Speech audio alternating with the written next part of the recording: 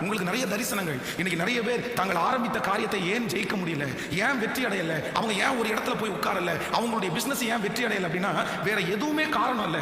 எல்லாவற்றையும் ஆரம்பித்து நிறைய பேர் பாதியிலே விட்டுறாங்க. 50 தொழில் ஆரம்பிச்சேன் சார், 25 தொழில் ஆரம்பிச்சேன் சார், 10 இடத்துல வேலைக்கு போனேன் சார், 20 இடத்துல வேலைக்கு போனேன் சார். இல்ல, இப்படிப்பட்ட காரியத்தை ஆண்டவருடைய பிள்ளைங்க சொல்லக்கூடாது. ஒரு காரியத்தை ஆண்டவர் உங்களுக்கு திறந்து தந்து ஒரு காரியத்துல நீங்கள் காலடி எடுத்து வைப்பீர்களே ஆனால் அதுல எவ்வளவு போராட்டம் வந்தாலும் அந்த இடத்துல கர்த்தர் என்ன ஆசீர்வதிப்பார் என்கிற ஒரு பெரிய நம்பிக்கை ஆண்டவருடைய பிள்ளைகளுக்கு தேவை.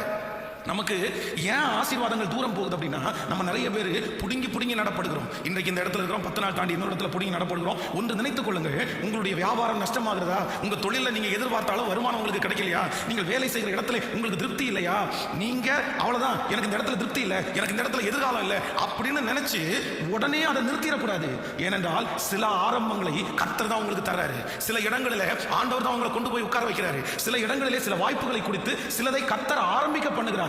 கர்த்தர் ஆரம்பிக்க பண்ணுவாரே ஆனால் எந்த சூழ்நிலை வந்தாலும் அந்த இடத்துல உங்களை உயர்த்துவதற்கு கர்த்தர் வல்லவரா இருக்கிறார். நீங்க எடுக்க வேண்டிய ஒரே தீர்மானம், நான் எக்காரணம் கொண்டும் நான் என்ன பண்ண மாட்டேன்னா அதை ஸ்டாப் பண்ணவே மாட்டேன், நிறுத்தவே மாட்டேன். ஒருவேளை இன்றைக்கு இந்த சத்தத்தை கேட்கிறவர்கள் நஷ்டம் அடைஞ்சிருக்கலாம். பாஸ்டர், ஏகப்பட்ட பணத்தை நான் அதில் கொட்டிட்டேன், எத்தனையோ லட்சங்கள் அதில் போட்டேன், நான் ஆரம்பிச்ச நாள் முதல் கொண்டு நஷ்டத்தை தான் பார்க்கிறேன், நான் லாபத்தை பார்க்கவே இல்லை. உங்களை மாதிரி நான் நினைச்சேன், இல்லை இதில் நிறுத்தக்கூடாது, நம்ம தொடர்ந்து ஓடணும், நமக்கு இன்னும் கொஞ்சம் செலவு பண்ணுவோம், இன்னும் கொஞ்சம் செலவு பண்ணுவோம். இப்படி நான் கடன் ஆனனே தவிர அதிலிருந்து ஒரு பெரிய வெற்றியை பார்க்கல என்ற ஒரு சந்தேகம் மனதுக்குள்ள எழும்புமே. ஆனால் நான் சொல்றேன், பணத்தை கடன் வாங்கி நீங்க அதை இன்வெஸ்ட்மெண்ட் பண்ண வேண்டாம்.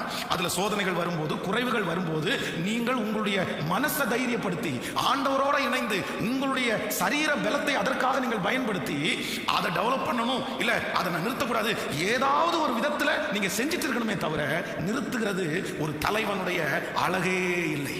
ஆமேன் சொல்லுங்கள். அது ஊழியமா இருக்கலாம், அது எந்த காரியமா இருக்கலாம், ஆரம்பிச்சதை அதை முடிகிற வரைக்கும் கொண்டு போகிற அபிஷேகத்தை கர்த்தரிடத்துல நம்ம கேட்டு பெற்றுக்கொள்ளணும். நம்மகிட்ட இருக்கிற ஒரு மிகப்பெரிய பலவீனம் என்ன அப்படின்னா எல்லாத்தையும் ஆரம்பிச்சு விடுறோம், ஜெபத்தை ஆரம்பிச்சு விடுறோம், பைபிள் ரீடிங் ஆரம்பிச்சு விடுறோம். ஆனா ஆரம்பிக்கிறது மட்டும்தான் நம்ம செய்யறோமே தவிர நம்ம யாரும் முடிக்கிறது இல்லை. ஆனா வேதம் சொல்கிறது, ஆரம்பத்தை விட ஒரு காரியத்தினுடைய துவக்கத்தை பார்க்கலாம் கர்த்தர் முடிவின் பேரிலே பிரியமா இருக்கிறார்.